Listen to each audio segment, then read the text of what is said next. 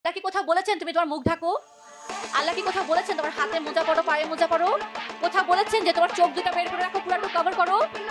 এই যে আল্লাহ যতটুকুন বলছেন অতটুকুন করাটা হচ্ছে ফরজ, এর বেশি করা হচ্ছে বাড়াবাড়ি।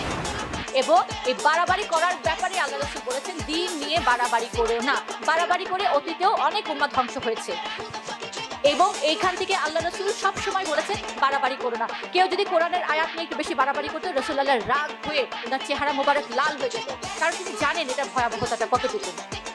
আজকে সেখান থেকে নিয়ে গেল কি, তোমাকে একেবারে প্যাকেট করা হবে, তোমাকে কোনো পুরুষ মানুষ দেখতে পারবে না, তোমার চোখ দুটো দেখা যাবে কি যাবে না, তোমার মুখ দেখা যাবে কি যাবে না। এটা নিয়েও কিন্তু প্রত্যেক আলেমের মধ্যে দ্বন্দ্ব।